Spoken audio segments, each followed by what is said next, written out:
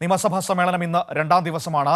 ഈ സാമ്പത്തിക വർഷത്തെ ധനാഭ്യർത്ഥന ചർച്ചകൾ ആരംഭിക്കും. ഇന്ന് ജൂലൈ 8 വരെയാണ് ധനാഭ്യർത്ഥന ചർച്ച നടക്കുക. അതേസമയം സഭ ഇന്നും തടസ്സപ്പെടുത്താനാണ് പ്രതിപക്ഷ നീക്കം. +1 സീറ്റുമായി ബന്ധപ്പെട്ട വിഷയം അടിയന്തര പ്രമേയമായി പ്രതിപക്ഷം ഉന്നയിക്കുമെന്നാണ് സൂചന. ഇന്ന് യൂത്ത് കോൺഗ്രസിന്റെ നിയമസഭാ മാർച്ചുമുണ്ട്. വിജിൻ വായന്തോടാണ് തിരുവനന്തപുരത്ത് നിന്ന് നമ്മളോടൊപ്പം ചേരുന്നത്. ഇന്ന് യൂത്ത് കോൺഗ്രസിന്റെ മാർച്ചൊക്കെ ഉള്ളതുകൊണ്ട് തന്നെ സ്വാഭാവികമായും സംഘർഷഭരിതമായ ഒരു അന്തരീക്ഷത്തിലേക്ക് കാര്യങ്ങൾ പോകാനാണ് സാധ്യത. Vijin, good morning. Good morning Manu. Vijin, നിയമസഭ രണ്ടാം ദിനം ബജറ്റ് പാസ്സാക്കുന്നതിന്റെ ഭാഗമായിട്ടുള്ള ധനാഭ്യർത്ഥന ചർച്ചകളിലേക്ക് സഭ കടക്കുകയാണ്. ഏറ്റവും പ്രധാനപ്പെട്ട കാര്യമെന്ന് പറയുന്നത് സഭയിൽ ഇന്നും പ്രതിപക്ഷം പ്രക്ഷുബ്ധമാക്കാനുള്ള ശ്രമങ്ങൾ നടത്തുമെന്നാണ് നമുക്ക് മനസ്സിലാക്കാൻ കഴിയുന്നത്. പ്രത്യേകിച്ചും +1 സീറ്റുമായി ബന്ധപ്പെട്ട വിഷയം ഒരുപക്ഷെ അടിയന്തര പ്രമേയമായി ഉന്നയിക്കാൻ സാധ്യതയുണ്ട്.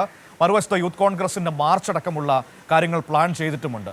ഒരു സംഘർഷഭരിതമായ അന്തരീക്ഷം അകത്തും പുറത്തും സൃഷ്ടിക്കാനാണോ നീക്കം? അങ്ങനെ തീർച്ചയായും അങ്ങനെ തന്നെയാണ്. നിയമസഭാ സമ്മേളനം ഇന്നലെ ആരംഭിച്ചു. ഏറ്റവും ദൈർഘ്യമേറിയ സമ്മേളനമാണ് ഇത്തവണ ചേരുന്നത്. ജൂലൈ 25 വരെയാണ് സമ്മേളനം നീണ്ടു നിൽക്കുക. എന്തായാലും ഇന്ന് ഫെബ്രുവരി 5-ന് ധനമന്ത്രി അവതരിപ്പിച്ച ബജറ്റിന്മേലുള്ള ധനാഭ്യർത്ഥന ചർച്ചകൾക്ക് തുടക്കമാകും.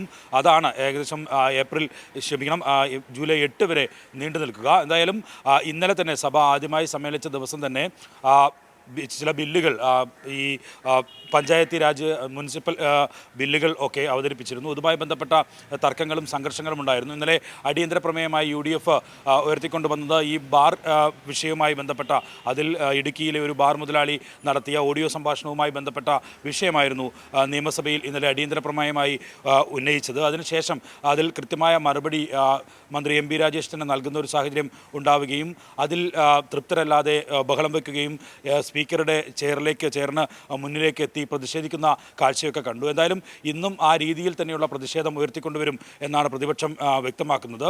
എന്തായാലും ഇന്ന് മനു നേരത്തെ സൂചിപ്പിച്ചതുപോലെ തന്നെ ഈ +1 സീറ്റുമായി ബന്ധപ്പെട്ട വിഷയം സഭയിൽ ഉന്നയിക്കാനുള്ള നീക്കമാണ് പ്രതിപക്ഷം നടത്തുന്നത്. അതിനായിരിക്കും അടിയന്തര പ്രമേയ നോട്ടീസ് നൽകുക. എന്തായാലും അതുമായി ബന്ധപ്പെട്ട് മറ്റൊരു വിഷയത്തിൽ, ഈ ബാറുമായി ബന്ധപ്പെട്ട വിഷയത്തിൽ തന്നെയാണ് യൂത്ത് കോൺഗ്രസ് നിയമസഭയിലേക്ക് ഏകദേശം 12 മണിയോടുകൂടി മാർച്ചായി എത്തുക. ഇതും ഒരുപക്ഷെ നിയമസഭക്കകത്ത് പ്രതിപക്ഷ പ്രതിഷേധവും ഒപ്പം തന്നെ പുറത്ത് യൂത്ത് കോൺഗ്രസിൻ്റെ പ്രതിഷേധവും ഒക്കെ ഒരു കലുഷിതമായ സാഹചര്യത്തിലേക്ക് നിയമസഭാ പരിസരവും നിയമസഭയുടെ അകവും ഒക്കെ മാറാനുള്ള സാഹചര്യം തന്നെയാകും ഉണ്ടാവുക. എന്തായാലും ഈ മാസം 13-ാം തീയതി മുതൽ ലോക കേരള സഭ കൂടി നിയമസഭയുടെ ഭാഗമായി ചേരുന്നുണ്ട്. നിയമസഭാ സമ്മേളിക്കുന്ന കാലഘട്ടത്തിൽ തന്നെയാണ് ഈ കേരള സഭയും ചേരുന്നത്. എന്തായാലും ഇത്തരത്തിൽ പല വിഷയങ്ങൾ ഉയർത്തിക്കൊണ്ടുവന്ന് പ്രതിഷേധിക്കാനുള്ളൊരു നീക്കമാണ് പ്രതിപക്ഷത്തിൻ്റെ ഭാഗത്തു നിന്നുണ്ടാകുന്നത്. ഇന്നലെ തന്നെ ഈ കേരള സഭയിൽ നിന്ന് വിട്ടുവയ്ക്കാനുള്ള തീരുമാനത്തിലും പ്രതിപക്ഷത്ത് ആശങ്ക ഉണ്ട്. പലതരത്തിലുള്ള ഒരു അസ്വാരസ്യം അതുമായി ബന്ധപ്പെട്ട ചർച്ചകളിലൊക്കെ ഉയർന്നു വരുന്ന ഒരു സാഹചര്യം ഉണ്ടായിരുന്നു. ലീഗ് അതിൽ പങ്കെടുക്കും എന്ന് വ്യക്തമാക്കുന്ന സാഹചര്യം. ലീഗ് നേതാക്കൾ ഉൾപ്പെടെ പല ഘട്ടങ്ങളിലും കേരള സഭയുടെ ഭാഗമായിരുന്നു. പക്ഷേ UDF അത് ബഹിഷ്കരിക്കാനുള്ള തീരുമാനമെടുത്ത് മുന്നോട്ട് പോകുന്നു. അത്തരത്തിലുള്ള കാര്യങ്ങൾ ഒക്കെ ഈ നിയമസഭാ കാലയളവിൽ വരാനിരിക്കുന്നതാണ്. എന്തായാലും ഇത്തവണത്തെ നിയമസഭാ സമ്മേളനത്തിൽ കൂടുതൽ മറ്റ് വിഷയങ്ങളിൽ ഒന്നും അവതരിപ്പിക്കാൻ നിലവിൽ പ്രതിപക്ഷത്തിനില്ല. അതുമായി ബന്ധപ്പെട്ടാണ് ഈ ആദ്യഘട്ടത്തിൽ ബാറുമായി ബന്ധപ്പെട്ട വിഷയം അടിയന്തര പ്രമേയ നോട്ടീസായിട്ട് പ്രതിപക്ഷം ഇന്നലെ സഭയിൽ വയ്ക്കുന്നത് കണ്ടല്ലോ. പക്ഷേ അതുമായി ബന്ധപ്പെട്ട മറുപടികളും കാര്യങ്ങളും ഒക്കെ വന്നപ്പോൾ അവർ മുന്നോട്ട് വച്ച ചോദ്യങ്ങളൊക്കെ തിരിഞ്ഞു കൊത്തുകയായിരുന്നു. കാരണം UDF കാലത്തെ ബാർ നയവുമായി ബന്ധപ്പെട്ട് ഉയർന്നു വന്ന കാര്യങ്ങളൊക്കെ മന്ത്രി MP രാജേഷ് ഓർമ്മിപ്പിക്കുന്നത് കണ്ടു.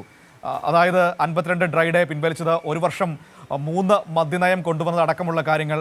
ബാറിൻ്റെ ലൈസൻസ് ഫീസ് 1 ലക്ഷം മാത്രമാണ് UDF കാലത്ത് കൂട്ടിയത്. LDF കാലത്തത് 12 ലക്ഷം കൂട്ടിയ സാഹചര്യം.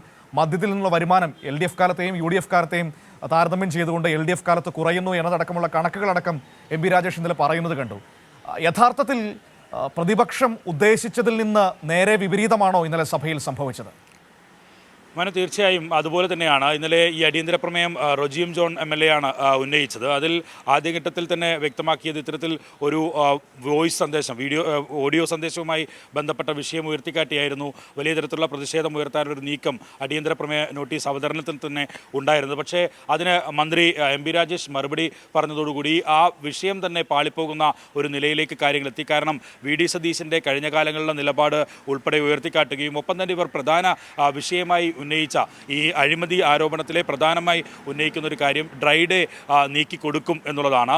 അതുമായി ബന്ധപ്പെട്ട 2014 UDF കാലത്ത് ഡ്രൈ ഡേ ഉപേക്ഷിച്ചതിൻ്റെ കണക്കുകൾ, അതുമായി ബന്ധപ്പെട്ട സർക്കുലർ ഉൾപ്പെടെ ഉയർത്തിക്കാട്ടിയായിരുന്നു MP രാജേഷ് അതിനെ പ്രതിരോധിക്കാൻ നീക്കം നടത്തിയത്. അത്തരത്തിൽ ഒരു പ്രതിരോധം ഉണ്ടായ ഘട്ടത്തിൽ ഈ സഭ ബഹിഷ്കരിക്കുകയും സഭാ സമ്മേളനം ഇന്നലെ പിരിഞ്ഞതിന് ശേഷം പുറത്തെത്തി മാധ്യമപ്രവർത്തകരോട് സംസാരിക്കുകയും ഒക്കെ ചെയ്ത ഘട്ടങ്ങളിലൊന്നും ഈ ആരോപണത്തിന് മറുപടി പറയാൻ VD സതീശൻ തയ്യാറായില്ല. ആ ഘട്ടത്തിൽ UDF കാലത്ത് 3 തവണ ഈ മദ്യനയത്തിൽ പരിഷ്കാരങ്ങൾ വരുത്തിയതുമായി ബന്ധപ്പെട്ട കാര്യങ്ങൾക്ക് മറുപടി പറയാൻ പ്രതിപക്ഷത്തിന് ഒന്നും ഉണ്ടായിരുന്നില്ല. VD സതീശൻ ഇക്കാര്യത്തിൽ ഒക്കെ മൗനം പാലിക്കുന്ന ഒരു സാഹചര്യമാണ് നിലവിൽ ഉണ്ടായത്. എന്തായാലും ഈ ആദ്യത്തെ അടിയന്തര പ്രമേയ നോട്ടീസ് തന്നെ പാളിപ്പോകുന്ന ഒരു കാഴ്ച തന്നെയായിരുന്നു ഇന്നലെ നിയമസഭയിൽ കണ്ടത്. അതിൽ ഏറ്റവും പ്രധാനപ്പെട്ട കാര്യമാണ് മനു ഈ സൂചിപ്പിച്ച 2 കാര്യങ്ങൾ എന്ന് പറയുന്നത്. ഒന്ന് ഡ്രൈ ഡേ, മറ്റൊന്ന് ഈ 3 തവണ മദ്യ ബാർ മുതലാളിമാർക്ക് വേണ്ടി 3 തവണ ഈ മദ്യനയത്തിൽ മാറ്റം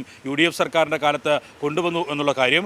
ഇത്തരത്തിലുള്ള വിഷയങ്ങൾ ഒക്കെ ഉയർത്തിക്കാട്ടിയായിരുന്നു ഭരണപക്ഷം പ്രതിരോധം തീർക്കുകയും ചെയ്തത്. എന്തായാലും ഇന്ന് ഈ +1 സീറ്റുമായി ബന്ധപ്പെട്ട അടിയന്തര പ്രമേയ നോട്ടീസ് നൽകുകയാണെങ്കിൽ അതിനും കൃത്യമായ മറുപടി വിദ്യാഭ്യാസ മന്ത്രിയുടെ ഭാഗത്തുണ്ടാകും. കാരണം കഴിഞ്ഞ 2 ആഴ്ച മുമ്പാണ് വിദ്യാഭ്യാസ മന്ത്രി തന്നെ ഇക്കാര്യത്തിൽ ഒരു സമവായം ഉണ്ടാക്കുന്നതുമായി ബന്ധപ്പെട്ട് വിദ്യാർത്ഥി സംഘടനയും അധ്യാപക സംഘടനകളുടെയും രാഷ്ട്രീയ പാർട്ടികളുടെയും ഒക്കെ യോഗം ചേർന്ന് അതിൽ ചർച്ച ചെയ്ത തീരുമാനങ്ങൾ പ്രഖ്യാപിച്ചിരുന്നു. കൃത്യമായി മന്ത്രി തന്നെ വ്യക്തമാക്കിയത് ഒരു വിദ്യാർത്ഥികൾക്കും ഉപരിപഠനത്തിന് അവസരം ഉണ്ടാകാതിരിക്കുന്ന ഒരു സാഹചര്യത്തിലേക്ക് കടക്കില്ല. എല്ലാവർക്കും +1 അഡ്മിഷൻ ആവശ്യപ്പെടുന്ന എല്ലാവർക്കും അഡ്മിഷൻ നൽകാനുള്ള സാഹചര്യം ഒരുക്കും എന്ന കാര്യം വ്യക്തമാക്കുകയും ചെയ്തിരുന്നു. അതുകൊണ്ട് തന്നെ അത്തരത്തിലുള്ള എല്ലാ കണക്കുകളും വെച്ചായിരിക്കും ഭരണപക്ഷം അത്തരത്തിൽ ഒരു അടിയന്തര പ്രമേയ നോട്ടീസ് സഭയിൽ എത്തുകയാണെങ്കിൽ പ്രതിരോധിക്കാൻ ശ്രമിക്കുക. മനു, ശരി വിജിൻ, ഓക്കെ, താങ്ക് യു.